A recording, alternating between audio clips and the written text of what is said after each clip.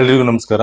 ಈ ಒಂದು prime minister employment generation program ಅಂತಂದ್ರೆ PMEGP ಅಂತ ಒಂದು ಸ್ಕೀಮ್ ಇದೆ. ಆ ಒಂದು ಸ್ಕೀಮ್ ಅಲ್ಲಿ ನಿಮ್ಗೆ 25 ಲಕ್ಷದವರೆಗೆ ನಿಮ್ಗೆ ಆ ಒಂದು ಬಿಸ್ನೆಸ್ ನ ಮಾಡೋದಿಕ್ಕೆ, ಸ್ವಂತವಾಗಿ ನೀವು ಬಿಸ್ನೆಸ್ ನ ಮಾಡೋದಿಕ್ಕೆ 25 ಲಕ್ಷದವರೆಗೂ ನಿಮ್ಗೆ ಒಂದು ಸೌಲಭ್ಯನ ಕೊಡ್ತಾ ಇದ್ದಾರೆ. ಅಂದ್ರೆ ಒಂದು ಸಾಲನ ಕೊಡ್ತಾ ಇದ್ದಾರೆ. ಆ ಒಂದು ಸಾಲಕ್ಕೆ ನಿಮ್ಗೆ ಸಬ್ಸಿಡಿ ಕೂಡ ಇರುತ್ತೆ. ಆ ಒಂದು ಸಬ್ಸಿಡಿನ ಯಾವ ರೀತಿಯಾಗಿ ನೀವು ತಗೋಬೇಕು, ಮತ್ತೆ ಯಾವ ಒಂದು ಬ್ಯಾಂಕ್ ಅಲ್ಲಿ ನೀವು ಸಾಲನ ತಗೋಬೇಕು, ಮತ್ತೆ ಏನೆಲ್ಲ ದಾಖಲಾತಿಗಳು ಬೇಕಾಗುತ್ತೆ, ಏನೆಲ್ಲ ಕ್ರೈಟೀರಿಯಾಗಳಿದೆ, ಹಾಗೆ ಏನೆಲ್ಲ ಎಲಿಜಿಬಿಲಿಟಿ ಬೇಕಾಗುತ್ತೆ, ಇದೆಲ್ಲದನ್ನು ಕೂಡ ಈ ಒಂದು ವಿಡಿಯೋದಲ್ಲಿ ಸಂಪೂರ್ಣವಾಗಿ ನಿಮ್ಗೆ ತಿಳಿಸ್ಕೊಡ್ತೀನಿ ಸ್ನೇಹಿತರೆ. ಅದಕ್ಕೂ ಫಸ್ಟ್ ನಮ್ಮ ಒಂದು ಚಾನಲ್ ನ ಏನಾದ್ರು ಸಬ್ಸ್ಕ್ರೈಬ್ ಮಾಡ್ಕೊಂಡಿಲ್ಲ ಅಂತಂದ್ರೆ ನೀವು ದಯವಿಟ್ಟು ಕೂಡ ಸಬ್ಸ್ಕ್ರೈಬ್ ಮಾಡ್ಕೊಳ್ಳಿ. ಯಾಕಂತಂದ್ರೆ ನಮ್ಮ ಒಂದು ಚಾನಲ್ ಅಲ್ಲಿ ಯಾವಾಗ್ಲೂ ಕೂಡ ಈ ಒಂದು ಒಳ್ಳೆಯ ಒಂದು ಇನ್ಫಾರ್ಮೇಶನ್ ವಿಡಿಯೋಗಳನ್ನ ಹಾಕ್ತಾ ಇರ್ತೀವಿ. ಅಂದ್ರೆ ಈ ಒಂದು ಗವರ್ನಮೆಂಟ್ ಸ್ಕೀಮ್ಗಳಾಗಿರ್ಬೋದು, ಅಂದ್ರೆ ಕೇಂದ್ರ ಸರ್ಕಾರದ ಸ್ಕೀಮ್ಗಳಾಗಿರ್ಬೋದು ಅಥವಾ ರಾಜ್ಯ ಸರ್ಕಾರದ ಸ್ಕೀಮ್ಗಳಾಗಿರ್ಬೋದು, ಇದ್ರ ಬಗ್ಗೆ ನಾವು ಯಾವಾಗ್ಲೂ ಕೂಡ ವಿಡಿಯೋಗಳನ್ನ ಮಾಡ್ತಾ ಇರ್ತೀವಿ. ಅದೇ ರೀತಿಯಾಗಿ ಈ ಒಂದು ಅಗ್ರಿಕಲ್ಚರಿಗೆ ಸಂಬಂಧಪಟ್ಟಂತ ವಿಚಾರಗಳ ಬಗ್ಗೆನೂ ಕೂಡ ನಾವು ವಿಡಿಯೋಗಳನ್ನ ಹಾಕ್ತಾ ಇರ್ತೀವಿ. ಅದು ನಿಮ್ಗೆ ತುಂಬಾನೇ ಹೆಲ್ಪ್ ಆಗುತ್ತೆ ಅಂತ ನಾನು ಹೇಳಲಿಕ್ಕೆ ಇಷ್ಟಪಡ್ತೀನಿ. ಓಕೆ ಸ್ನೇಹಿತರೆ, ಈ ಒಂದು PMEGP ಈ ಒಂದು ಸ್ಕೀಮ್ ಅಲ್ಲಿ ನಿಮ್ಗೆ 25 ಲಕ್ಷದವರೆಗೆ ನಿಮ್ಗೆ ಸಾಲನ ತಗೋಬಹುದು. ಅದು ಕೂಡ ಈ ಒಂದು ಸಾಲ ಯಾವ ರೀತಿಯಾಗಿ ಕೊಡ್ತಾರೆ ಅನ್ನೋದಾದ್ರೆ, ಈ ಒಂದು ನೀವೇನಾದ್ರೂ ಕೂಡ ಈ ಒಂದು ಮ್ಯಾನುಫ್ಯಾಕ್ಚರಿಂಗ್ ಏನಾದ್ರೂ ಕೂಡ ಈ ಒಂದು ಇಂಡಸ್ಟ್ರಿಗಳನ್ನ ಮಾಡ್ತೀರಾ, ಅಥವಾ ಅದರಲ್ಲಿ ಸರ್ವಿಸ್ ಆಗಿ ಏನಾದ್ರೂ ಕೂಡ ಮಾಡ್ತೀರಾ ಅನ್ನೋದಾದ್ರೆ ಇದಕ್ಕೆ 25 ಲಕ್ಷ ರೂಪಾಯಿ ತನಕನೂ ಕೂಡ ಸಾಲನ ಕೊಡ್ತಾರೆ. ಅದು ಕೂಡ ನಿಮ್ಗೆ 35% ಸಬ್ಸಿಡಿನೂ ಕೂಡ ಕೊಡ್ತಾ ಇದ್ದಾರೆ. ಅಂದ್ರೆ 35% ನೀವೇನ್ ಸಾಲ ನಿಮ್ಗೆ ತಗೊಂಡಿರ್ತೀರಾ, ನೀವು ಇದು ಇರುವಂತದ್ದು 10 ಲಕ್ಷದಿಂದ 25 ಲಕ್ಷ ತನಕನೂ ಕೂಡ ಸಾಲ ಸಿಗುವಂತದ್ದು.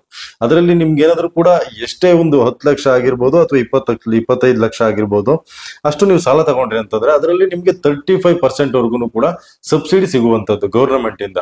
ನೀವು ಈ ಒಂದು ಸಾಲ ನೀವು ಬ್ಯಾಂಕ್ ಗಳಲ್ಲಿ ತಗೋಬೇಕಾಗುತ್ತೆ. ಆದ್ರೆ ಸಬ್ಸಿಡಿನ ಮಾತ್ರ ಈ ಒಂದು ಗವರ್ನಮೆಂಟ್ ಇಂದ 35% ವರ್ಗು ಕೂಡ ಸಬ್ಸಿಡಿನ ಬಿಡ್ತಾ ಇದ್ದಾರೆ. ಓಕೆ, ಈ ಒಂದು ಸ್ಕೀಮಿಗೆ ಯಾವ ರೀತಿಯಾಗಿ ಅರ್ಜಿ ಹಾಕ್ಬೋದು, ಅದೇ ರೀತಿಯಾಗಿ ಏನೆಲ್ಲ ಎಲಿಜಿಬಿಲಿಟಿ ಬೇಕಾಗುತ್ತೆ ಅಂತ ನೋಡೋದಾದ್ರೆ, ಮೊದಲನೇದಾಗಿ ಎಲಿಜಿಬಿಲಿಟಿ ನೋಡೋಣ. ಮೊದಲನೇದಾಗಿ ನಿಮ್ಗೆ 18 ವರ್ಷದಿಂದ 45 ವರ್ಷದ ಒಳಗಿರ್ಬೇಕಾಗುತ್ತೆ ನಿಮ್ಮ ಒಂದು ವಯಸ್ಸು.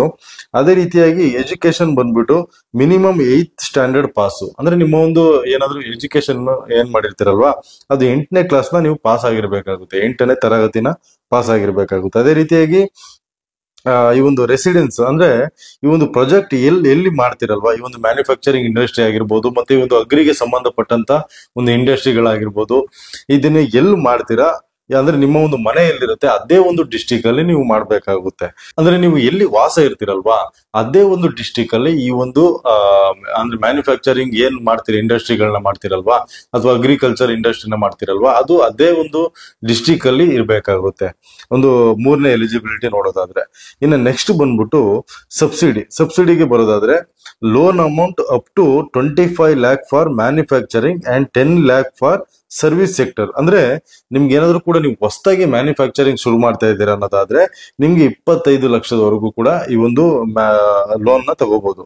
ಅದೇ ರೀತಿಯಾಗಿ ನೀವೇನಾದ್ರೂ ಕೂಡ ಸರ್ವಿಸ್ ಸೆಕ್ಟರ್ ಅಲ್ಲಿ ಏನಾದ್ರು ಮಾಡ್ತೀರಾ ಅನ್ನೋದಾದ್ರೆ ಅದಕ್ಕೆ ನೀವು 10 ಲಕ್ಷದವರೆಗೂ ಕೂಡ ಲೋನ್ ನ ತಗೋಬಹುದು. ಅದೇ ರೀತಿಯಾಗಿ ನಿಮ್ಗೆ ಸಬ್ಸಿಡಿನ ನೋಡೋದಾದ್ರೆ 15% ಇಂದ ನಿಮ್ಗೆ 35% ವರ್ಗು ಕೂಡ ಸಬ್ಸಿಡಿ ಸಿಗುವಂತದ್ದು. ಆ ಒಂದು ಪ್ರಾಜೆಕ್ಟ್ ಕಾಸ್ಟ್ ಏನಿರುತ್ತಲ್ವಾ ಅದಕ್ಕೆ ನಿಮ್ಗೆ 35% ವರ್ಗು ಕೂಡ ಸಬ್ಸಿಡಿ ಸಿಗುವಂತದ್ದು. ಈ ಒಂದು ಅಗ್ರಿಕಲ್ಚರ್ ಬಗ್ಗೆ ಮಾಡಿದ್ರೆ ನಿಮ್ಗೆ 35% ತನಕ ಕೂಡ ಸಿಗ್ಬೋದು. ಅದೇ ರೀತಿಯಾಗಿ ಇಂಟ್ರೆಸ್ಟ್ ರೇಟ್ ನೋಡೋದಾದ್ರೆ, ನೀವು ಅಂದ್ರೆ ಈ ಒಂದು ಸಬ್ಸಿಡಿ ಕೊಟ್ಟ ನಂತರದಲ್ಲೂ ಕೂಡ ಸರ್ಕಾರದಿಂದ ಸಬ್ಸಿಡಿ ಕೊಡ್ತಾರೆ. ಆ ಒಂದು ಸಬ್ಸಿಡಿ ನೀವು ತಗೊಂಡ ನಂತರದಲ್ಲಿ ಇನ್ನು ಉಳಿದಂತ ಸಾಲ ಏನಿರುತ್ತಲ್ವಾ ಆ ಒಂದು ಉಳಿದಂತ ಸಾಲಕ್ಕೆ ಒಂದು ಇಂಟ್ರೆಸ್ಟ್ ರೇಟ್ ನೋಡೋದಾದ್ರೆ 11% ಇಂದ 12% ವರ್ಗು ಕೂಡ ನೀವು ಆ ಒಂದು ಇಂಟ್ರೆಸ್ಟ್ ರೇಟ್ ನ ಹಾಕ್ತಾರೆ, ಬ್ಯಾಂಕ್ ಇಂದ ಹಾಕುವಂತದ್ದು ಇದು. ಅದೇ ರೀತಿಯಾಗಿ ನೆಕ್ಸ್ಟ್ ಫಸ್ಟ್ ಪ್ರಿಯಾರಿಟಿ ಯಾರಿಗೆ ಕೊಟ್ಟಿದ್ದಾರೆ ಅನ್ನೋದಾದ್ರೆ, ಮೊದಲನೇದಾಗಿ ಮ್ಯಾನುಫ್ಯಾಕ್ಚರಿಂಗ್ ಮತ್ತೆ service and agri based industries. ಅಂದ್ರೆ ಒಂದು ಮ್ಯಾನುಫ್ಯಾಕ್ಚರಿಂಗ್ ಮಾಡಿ ಯಾರೆಲ್ಲ ಮಾಡ್ತೀರಾ, ಮತ್ತೆ ಒಂದು ಉದ್ಯೋಗನ ಯಾರೆಲ್ಲ ಸೃಷ್ಟಿ ಮಾಡ್ತೀರಾ ಅಂತವ್ರಿಗೆ ಫಸ್ಟ್ ಪ್ರಿಯಾರಿಟಿನ ಕೊಡ್ತಾರೆ. ಅದೇ ರೀತಿಯಾಗಿ ಇನ್ನು ಸರ್ವಿಸ್ ಗಳಲ್ಲಿ ಮತ್ತೆ ಈ ಒಂದು ಉದ್ಯಮಗಳನ್ನ ಅಂದ್ರೆ ಉದ್ಯೋಗಗಳನ್ನ ಯಾರೆಲ್ಲ ಕ್ರಿಯೇಟ್ ಮಾಡ್ತೀರಾ ಅಂತವ್ರಿಗೆ. ನೆಕ್ಸ್ಟ್ ಅಗ್ರಿ ಬೇಸ್ಡ್ ಇಂಡಸ್ಟ್ರೀಸ್ ಅಂದ್ರೆ ಈ ಒಂದು ಅಗ್ರಿಕಲ್ಚರಿಗೆ ಸಂಬಂಧಪಟ್ಟಂತ ಒಂದು ಇಂಡಸ್ಟ್ರಿಗಳೇನಾದ್ರು ಆಗಿದ್ರೆ ಅದಕ್ಕೂ ಕೂಡ ಮೊದಲನೇ ಒಂದು ಆದ್ಯತೆನ ಕೊಡ್ತಾ ಇದ್ದಾರೆ. ಅದೇ ರೀತಿಯಾಗಿ ನೆಕ್ಸ್ಟ್ ನೋಡೋದಾದ್ರೆ, ಇನ್ನು ಅಪ್ಲಿಕೇಶನ್ ಅಂಡ್ ಅಪ್ರೂವಲ್ ಪ್ರೋಸೆಸ್ ಯಾವ ರೀತಿಯಾಗಿ ಇರುತ್ತೆ ಅನ್ನೋದಾದ್ರೆ, ನಿಮ್ಗೆ ಈ ಒಂದು ಅಪ್ಲಿಕೇಶನ್ ಹಾಕೋದಿಕ್ಕೆ ನೀವು ಬ್ಯಾಂಕ್ ಅಲ್ಲಿ ಹಾಕ್ಬೇಕಾಗುತ್ತೆ. ಅದ್ ಯಾವ ಬ್ಯಾಂಕ್ ಅಂತ ನಾನು ನೆಕ್ಸ್ಟ್ ಹೇಳ್ತೀನಿ. ಆ ಒಂದು ಬ್ಯಾಂಕ್ ಅಲ್ಲಿ ನೀವೇನು ಅಪ್ಲಿಕೇಶನ್ ಹಾಕ್ತಿರಲ್ವಾ ಅದನ್ನ ಕೊನೆಯದಾಗಿ ನಿಮ್ಗೆ ಅಪ್ರೂವಲ್ ಮಾಡೋದು ಅಂತಂದ್ರೆ ಫೈನಲ್ ಒಂದು ಅಪ್ರೂವಲ್ ಎಲ್ಲಿಗೆ ಹೋಗುತ್ತೆ ಅನ್ನೋದಾದ್ರೆ DTFC ಗೆ ಹೋಗುತ್ತೆ. ಆ ಒಂದು DTFC ಅಲ್ಲಿ ಫೈನಲ್ ಅಪ್ರೂವಲ್ ನ ಮಾಡ್ತಾರೆ. ಅಂದ್ರೆ DTFC ಅಂತಂದ್ರೆ ಡಿಸ್ಟ್ರಿಕ್ಟ್ ಟಾಸ್ಕ್ ಫೋರ್ಸ್ ಕಮಿಟಿ ಅಂತ ಏನಿರುತ್ತಲ್ವಾ ಡಿಸ್ಟ್ರಿಕ್ಟ್ ಅಲ್ಲಿ ನಿಮ್ಗೆ ಅಪ್ರೂವಲ್ ಆಗುವಂತದ್ದು ಆ ಒಂದು ಏನು ಸ್ಕೀಮಿಗೆ ನೀವು ಲೋನ್ಗೆ ಅಪ್ಲೈ ಮಾಡ್ತೀರಲ್ವಾ ಅದು. ಆದ್ರೆ ನೀವು ಅಪ್ಲೈ ಮಾಡುವಂತದ್ದು ಬ್ಯಾಂಕ್ ಅಲ್ಲೇ ಅಪ್ಲೈ ಮಾಡಬೇಕಾಗುತ್ತೆ. ಇನ್ನು ನೆಕ್ಸ್ಟ್ ಈ ಒಂದು ಎಂಪ್ಲಾಯ್ಮೆಂಟ್ ಜನರೇಷನ್ ಮಾಡೋದಾದ್ರೆ ನೀವು ಈ ಒಂದು employment opportunities in rural and urban areas, ನೀವು ಈ ಒಂದು ಸಿಟಿ ಅಂದ್ರೆ ಈ ಒಂದು ರೂರಲ್ ಏರಿಯಾಗಳಲ್ಲೂ ಕೂಡ ಮಾಡಬಹುದು, ಮತ್ತೆ ಈ ಒಂದು ಅರ್ಬನ್ ಏರಿಯಾಗಳಲ್ಲೂ ಕೂಡ ಮಾಡಬಹುದು. ಆ ಒಂದು ಸಿಟಿಗಳಲ್ಲೂ ಕೂಡ ಮಾಡಬಹುದು, ಅಥವಾ ಏನಾದ್ರೂ ಕೂಡ ನೀವು ಹಳ್ಳಿಗಳಲ್ಲೂ ಕೂಡ ಮಾಡಬಹುದು. ಮತ್ತೆ ಇದಕ್ಕೆ ನಿಮ್ಗೆ ಏನಾದ್ರೂ ಕೂಡ ಏನು ಗೈಡೆನ್ಸ್ ಬೇಕಾದ್ರೆ ಅದಕ್ಕೆ ಈ ಒಂದು ಸರ್ಕಾರದಿಂದಲೇ ನಿಮ್ಗೆ ಈ ಒಂದು ಟ್ರೈನಿಂಗ್ ಕೂಡ ಕೊಡ್ತಾರೆ. ಒಂದು ಸ್ಕಿಲ್ ಡೆವಲಪ್ಮೆಂಟ್ ಪ್ರೋಗ್ರಾಮ್ಸ್ ಏನಿರುತ್ತಲ್ವಾ ಅದ್ರ ಬಗ್ಗೆ ನಿಮ್ಗೆ ಟ್ರೈನಿಂಗ್ ಕೂಡ ಕೊಡ್ತಾರೆ. ಅದ್ರ ಬಗ್ಗೆ ನಿಮ್ಗೆ ಏನಾದ್ರೂ ಗೊತ್ತಾಗ್ಲಿಲ್ಲ ಅನ್ನೋದಾದ್ರೆ. ಅದೇ ರೀತಿಯಾಗಿ ಇಲ್ಲಿ ಒಂದು ಹೆಲ್ಪ್ ಲೈನ್ ಕೂಡ ಕೊಟ್ಟಿದ್ದಾರೆ. ಆ ಒಂದು ಹೆಲ್ಪ್ ಲೈನ್ ನಂಬರ್ ಕೂಡ ನಾನು ಹೇಳ್ತೀನಿ. ಮೋಸ್ಟ್ಲಿ ಇದು ನಿಮ್ಗೆ DTFC ಒಂದು ಕಾಂಟ್ಯಾಕ್ಟ್ ನಂಬರ್ ಅನ್ಸುತ್ತೆ. ನೀವು ಅದಕ್ಕೊಂದ್ಸಲ ಟ್ರೈ ಮಾಡಿ. ಆಗ್ಲಿಲ್ಲ ಅಂತಂದ್ರೆ ನೀವು ಬ್ಯಾಂಕ್ ಅಲ್ಲಿ ವಿಚಾರಿಸಬೇಕಾಗುತ್ತೆ. 011-261-05-448 ಈ ಒಂದು ನೀವು ನಂಬರ್ಗೆ ಕಾಂಟ್ಯಾಕ್ಟ್ ಮಾಡಿ. ಬಟ್ ಏನಾರಲ್ಲಿ ಸಿಗ್ಲಿಲ್ಲ ಅನ್ನೋ ಸಂದರ್ಭದಲ್ಲಿ ನೀವು ಬ್ಯಾಂಕ್ ಅಲ್ಲಿ ವಿಚಾರಿಸಿದ್ರೆ ನಿಮ್ಗೆ ಕಂಪ್ಲೀಟ್ ಆಗಿ ಗೊತ್ತಾಗ್ಬಿಡುತ್ತೆ. ಇನ್ನು ನೆಕ್ಸ್ಟ್ ಬರೋದಾದ್ರೆ ಸ್ನೇಹಿತರೆ, ನಿಮ್ಗೆ ಡೌಟ್ಸ್ ಇದ್ದೇ ಇರುತ್ತೆ ಯಾವ ಬ್ಯಾಂಕ್ ಅಲ್ಲಿ ಈ ಒಂದು ಲೋನ್ಗಳನ್ನ ಕೊಡ್ತಾರೆ ಅಂತ. ನಾನು ಬ್ಯಾಂಕ್ ಗಳನ್ನ ಹೇಳ್ತಾ ಹೋಗ್ತೀನಿ.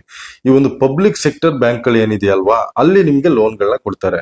ಮೊದಲನೇದಾಗಿ ಬ್ಯಾಂಕ್ ಆಫ್ ಬರೋಡಾ ಆಗಿರ್ಬೋದು, ಅದೇ ರೀತಿಯಾಗಿ ಬ್ಯಾಂಕ್ ಆಫ್ ಇಂಡಿಯಾ ಆಗಿರ್ಬೋದು, ಅದೇ ರೀತಿಯಾಗಿ ಕೆನರಾ ಬ್ಯಾಂಕ್ ಆಗಿರ್ಬೋದು, ಅದೇ ರೀತಿಯಾಗಿ ಇಂಡಿಯನ್ ಬ್ಯಾಂಕ್ ಆಗಿರ್ಬೋದು, ಅದೇ ರೀತಿಯಾಗಿ ಪಂಜಾಬ್ ನ್ಯಾಷನಲ್ ಬ್ಯಾಂಕ್ ಆಗಿರ್ಬೋದು. ಇಷ್ಟು ಬ್ಯಾಂಕ್ ಗಳಲ್ಲಿ ನಿಮ್ಗೆ ಈ ಒಂದು ಲೋನ್ಗಳನ್ನ ಕೊಡ್ತಾರೆ. ಅಂದ್ರೆ ಪಬ್ಲಿಕ್ ಸೆಕ್ಟರ್ ಬ್ಯಾಂಕ್ ಗಳೇನಿದೆಯಲ್ಲ ಇಲ್ಲಿ ನೀವು ಲೋನ್ಗಳನ್ನ ತಗೋಬಹುದು. ನೆಕ್ಸ್ಟ್ ಬರೋದಾದ್ರೆ ಈ ಒಂದು ಪ್ರೈವೇಟ್ ಸೆಕ್ಟರ್ ಬ್ಯಾಂಕ್ ಗಳೇನಿದೆಯಲ್ಲ ಅದ್ರಲ್ಲಿ ನೋಡೋದಾದ್ರೆ ಆಕ್ಸಿಸ್ ಬ್ಯಾಂಕ್ ಆಗಿರ್ಬೋದು, ಅಥವಾ ICIC ಬ್ಯಾಂಕ್ ಆಗಿರ್ಬೋದು, ಅಥವಾ HDFC ಬ್ಯಾಂಕ್ ಆಗಿರ್ಬೋದು. ಇಲ್ಲಿ ಕೂಡ ನಿಮ್ಗೆ ಇಲ್ಲಿ ಲೋನ್ಗಳನ್ನ ಅಪ್ರೂವಲ್ ಮಾಡ್ತಾರೆ. ಅದಾದ ನಂತರದಲ್ಲಿ ನಿಮ್ಗೆ ಈ ಒಂದು ಡಾಕ್ಯುಮೆಂಟ್ಸ್ ಗಳು ಏನೇನ್ ಬೇಕು ಅನ್ನೋದು ಕೂಡ ಡೌಟ್ಸ್ ಇದ್ದೇ ಇರುತ್ತೆ. ಖಂಡಿತವಾಗ್ಲೂ ಅದನ್ನು ಕೂಡ ನಾನು ಹೇಳ್ಬಿಡ್ತೀನಿ. ಮೊದಲನೇದಾಗಿ ಪರ್ಸನಲ್ ಡಾಕ್ಯುಮೆಂಟ್ಸ್ ಬೇಕಾಗುತ್ತೆ. ಅದರಲ್ಲಿ ಐಡೆಂಟಿ ಪ್ರೂಫಿಗೋಸ್ಕರ Aadhaar card, voter ID, PAN card or driving licence ಇಷ್ಟು ನಿಮ್ಮ ಹತ್ರ ಬೇಕಾಗುತ್ತೆ. ನೆಕ್ಸ್ಟ್ ಸೆಕೆಂಡ್ ಬಂದ್ಬಿಟ್ಟು ಅಡ್ರೆಸ್ ಪ್ರೂಫಿಗೋಸ್ಕರ Aadhaar card, voter ID or utility bills. Utility bills ಅಂತಂದ್ರೆ ಕರೆಂಟ್ ಬಿಲ್ ಅಥವಾ ಗ್ಯಾಸ್ ಬಿಲ್ ಆಗಿರ್ಬೋದು, ಅಥವಾ ವಾಟರ್ ಬಿಲ್ ಆಗಿರ್ಬೋದು. ಇದ್ಯಾವ್ದಾದ್ರೂ ಕೂಡ ಆಗುತ್ತೆ. ಅದೇ ರೀತಿಯಾಗಿ ಏಜ್ ಪ್ರೂಫಿಗೋಸ್ಕರ ಬರ್ತ್ ಸರ್ಟಿಫಿಕೇಟ್, ಮತ್ತೆ school leaving certificate or passport. ನಿಮ್ಗೆ ಈ ಒಂದು ಏಜ್ ಪ್ರೂಫಿಗೋಸ್ಕರ ಬರ್ತ್ ಸರ್ಟಿಫಿಕೇಟ್ ಇದ್ರೂ ಆಗುತ್ತೆ, ಇಲ್ಲ ಸ್ಕೂಲ್ ಲಿವಿಂಗ್ ಸರ್ಟಿಫಿಕೇಟ್ ಬೇಕಾಗುತ್ತೆ, ಇಲ್ಲ ಅಂತಂದ್ರೆ ನಿಮ್ಮ ಹತ್ರ ಪಾಸ್ಪೋರ್ಟ್ ಇದ್ರೂ ಕೂಡ ಆಗ್ಬಿಡುತ್ತೆ. ಇನ್ನು ನೆಕ್ಸ್ಟ್ ಕ್ಯಾಸ್ಟ್ ಸರ್ಟಿಫಿಕೇಟ್. ಅಂದ್ರೆ ಕ್ಯಾಸ್ಟ್ ಸರ್ಟಿಫಿಕೇಟ್ ಯಾರ್ಯಾರಿಗೆಲ್ಲ ಬೇಕಾಗುತ್ತೆ ಅಂತ ನೋಡೋದಾದ್ರೆ ಈ ಒಂದು SC ST OBC MBC ಇಂಥವ್ರಿಗೆ ಒಂದು ಕ್ಯಾಸ್ಟ್ ಸರ್ಟಿಫಿಕೇಟ್ ಬೇಕಾಗುತ್ತೆ. ಅಪ್ಲಿಕೇಬಲ್ ಆದ್ರೆ ಅಂದ್ರೆ ನೀವೇನಾದ್ರೂ ಕೂಡ ಆ ಒಂದು ಕ್ಯಾಟಗರಿಗೆ ಸೇರಿದ್ರೆ ನಿಮ್ಗೆ ಆ ಒಂದು ಇದು ಕ್ಯಾಸ್ಟ್ ಸರ್ಟಿಫಿಕೇಟ್ ನಿಮ್ಗೆ ಬೇಕಾಗುತ್ತೆ. ನೆಕ್ಸ್ಟ್ ಡಿಸೇಬಿಲಿಟಿ ಸರ್ಟಿಫಿಕೇಟ್ ಅಂತಂದ್ರೆ ನೀವೇನಾದ್ರೂ ಕೂಡ ಅಂಗವಿಕಲರಾಗಿದ್ರೆ ಅಂತವ್ರಿಗೆ ಈ ಒಂದು ಡಿಸೇಬಿಲಿಟಿ ಸರ್ಟಿಫಿಕೇಟ್ ಬೇಕಾಗುತ್ತೆ. ಇಷ್ಟು ನಿಮ್ಗೆ ದಾಖಲಾತಿ ಪರ್ಸನಲ್ ಡಾಕ್ಯುಮೆಂಟ್ಸ್ ಬೇಕಾಗುತ್ತೆ. ಇನ್ನು ಬಿಸ್ನೆಸ್ ಡಾಕ್ಯುಮೆಂಟ್ಸ್ ನ ನೋಡ್ತಾ ಹೋಗೋದಾದ್ರೆ ಮೊದಲನೇದಾಗಿ ಪ್ರಾಜೆಕ್ಟ್ ರಿಪೋರ್ಟ್. ಈ ಒಂದು ಪ್ರಾಜೆಕ್ಟ್ ರಿಪೋರ್ಟ್ ಅಲ್ಲಿ detailed project report including business plan, financial projections and marketing strategy ಇದನ್ನ ನೀವು ತಗೊಂಡು ಹೋಗ್ಬೇಕಾಗುತ್ತೆ. ನಾನು ಹೇಳಿದ ಅರ್ಥ ಆಯ್ತು ಅಂತ ಅನ್ಕೊಳ್ತೀನಿ. Detailed project report including business plan ಏನಿರುತ್ತಲ್ವಾ ಅದನ್ನು ಕೂಡ ನೀವು ತಗೊಂಡು ಹೋಗ್ಬೇಕಾಗುತ್ತೆ. ಇನ್ನು financial projection and marketing strategy ಇದೆಲ್ಲದೂ ಕೂಡ ಬೇಕಾಗುತ್ತೆ. ಇನ್ನು ನೆಕ್ಸ್ಟ್ ಬಿಸ್ನೆಸ್ ರಿಜಿಸ್ಟ್ರೇಷನ್ ಸರ್ಟಿಫಿಕೇಟ್ ಬೇಕಾಗುತ್ತೆ. ಈ ಒಂದು ಬಿಸ್ನೆಸ್ ರಿಜಿಸ್ಟ್ರೇಷನ್ ಸರ್ಟಿಫಿಕೇಟ್ ಏನಿದೆಯಲ್ವಾ ಅಂದ್ರೆ ROC ಮತ್ತೆ GST ಇದೆಲ್ಲ ಏನಿದೆಯಲ್ವಾ ನೀವು ಅದನ್ನ ತಗೊಂಡು ಹೋಗ್ಬೇಕಾಗುತ್ತೆ. ಇನ್ನು ಟ್ರೇಡ್ ಲೈಸೆನ್ಸ್ ಬೇಕಾಗುತ್ತೆ. ಟ್ರೇಡ್ ಲೈಸೆನ್ಸ್ ನಿಮ್ಗೆ ಲೋಕಲ್ ಅಥಾರಿಟಿಯಿಂದ ಕೊಟ್ಟಿರುವಂತ ಒಂದು ಟ್ರೇಡ್ ಲೈಸೆನ್ಸ್ ಏನಿರುತ್ತಲ್ವಾ ಅದು ಕೂಡ ಬೇಕಾಗುತ್ತೆ. ಇನ್ನು SSI ರಿಜಿಸ್ಟ್ರೇಷನ್ ಸರ್ಟಿಫಿಕೇಟ್ ಕೂಡ ಬೇಕಾಗುತ್ತೆ. SSI ರಿಜಿಸ್ಟ್ರೇಷನ್ ಸರ್ಟಿಫಿಕೇಟ್ ಅಂತಂದ್ರೆ ಸ್ಮಾಲ್ ಸ್ಕೇಲ್ ಇಂಡಸ್ಟ್ರೀಸ್ ಅಂತಂದ್ರೆ ಈ ಒಂದು ಸಣ್ಣ ಮಟ್ಟದ ಒಂದು ಉದ್ಯೋಗಗಳನ್ನ ಯಾರೆಲ್ಲ ಅಂದ್ರೆ ಮಾಡ್ತಾರಲ್ವಾ ಅಂತವ್ರು ಈ ಒಂದು ಅದಕ್ಕೆ ಆ ಒಂದು small scale industry registration certificate ಏನಿರುತ್ತಲ್ಲ ಅದನ್ನು ಕೂಡ ತಗೊಂಡು ಹೋಗ್ಬೇಕಾಗುತ್ತೆ.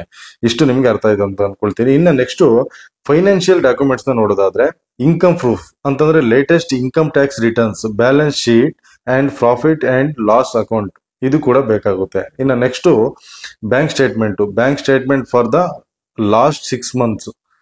ಈ ಒಂದು ಲಾಸ್ಟ್ 6 months ಒಂದು ಬ್ಯಾಂಕ್ ಸ್ಟೇಟ್ಮೆಂಟ್ ಬೇಕಾಗುತ್ತೆ ನಿಮ್ದು. ಅದೇ ರೀತಿಯಾಗಿ ಅಸೆಟ್ ಲಯಬಿಲಿಟಿ ಸ್ಟೇಟ್ಮೆಂಟ್ ಕೂಡ ಬೇಕಾಗುತ್ತೆ. ಇಷ್ಟು ನಿಮ್ಗೆ ಫೈನಾನ್ಷಿಯಲ್ ಡಾಕ್ಯುಮೆಂಟ್ಸ್ ಆಯ್ತು. ಇನ್ನ ಅಡಿಷನಲ್ ರಿಕ್ವೈರ್ಮೆಂಟ್ ಗೆ ಬೇಕಾಗುವಂತದ್ದು ಇದು ಒಂದು ಫೋಟೋಗ್ರಾಫ್ಸ್ ಅಂದ್ರೆ ಫೋಟೋಗಳು ಬೇಕಾಗುತ್ತೆ. ಪಾಸ್ಪೋರ್ಟ್ ಸೈಜ್ ಫೋಟೋಗ್ರಾಫ್ ಅಂದ್ರೆ ರೀಸೆಂಟ್ ಆಗಿರುವಂತ ಪಾಸ್ಪೋರ್ಟ್ ಸೈಜ್ ಫೋಟೋಸ್ಗಳು ಬೇಕಾಗುತ್ತೆ. ಇಷ್ಟು ಇರುವಂತ ದಾಖಲಾತಿಗಳು ಸ್ನೇಹಿತರೆ. ಎಲ್ಲ ಕಂಪ್ಲೀಟ್ ಆಗಿ ನಾನು ಹೇಳಿದೀನಿ, ನಿಮ್ಗೆ ಕಂಪ್ಲೀಟ್ ಆಗಿ ಅರ್ಥ ಆಯ್ತು ಅಂತ ಅನ್ಕೊಳ್ತೀನಿ. ಇದೇನಿದೆಯಲ್ವಾ, ಇದು ನೀವು ಬ್ಯಾಂಕ್ ಅಲ್ಲೇ ಅಪ್ಲೈ ಮಾಡ್ಬೇಕಾಗುತ್ತೆ. ಬ್ಯಾಂಕ್ ಅಲ್ಲಿ ಅಪ್ಲೈ ಮಾಡಿದ ನಂತರದಲ್ಲಿ ಆ ಒಂದು 35% ಸರ್ಕಾರದಿಂದ ಸಬ್ಸಿಡಿನ ಕೊಡ್ತಾರೆ. ಇದನ್ನ ಉಪಯೋಗಿಸ್ಕೋಬಹುದು. ಮತ್ತೆ ನೀವು ಒಳ್ಳೆ ಒಂದು ಇಂಡಸ್ಟ್ರಿಯಲ್ ಒಂದು ಏನು ಮ್ಯಾನುಫ್ಯಾಕ್ಚರಿಂಗ್ ಇಂಡಸ್ಟ್ರಿಯಲ್ಲಿ ಒಂದು ಒಳ್ಳೆ ಒಂದು ಉದ್ಯಮನ ನೀವು ಕಟ್ಟಬಹುದು. ಅಂತಂದ್ರೆ ಕೆಲವರಿಗೆ ಕೆಲಸನ ಕೂಡ ಕೊಡಬಹುದು. ಅದಕ್ಕೋಸ್ಕರನೇ ಇದು ಮಾಡ್ತಾ ಇರುವಂತ ಒಂದು ಸ್ಕೀಮ್ ಇದು.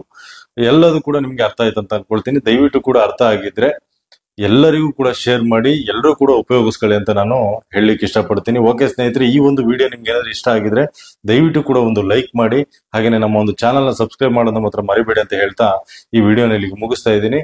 ಮುಂದಿನ ವಿಡಿಯೋದಲ್ಲಿ ಮತ್ತೆ ಸಿಗ್ತೀನಿ. ಧನ್ಯವಾದ ಸ್ನೇಹಿತರೆ.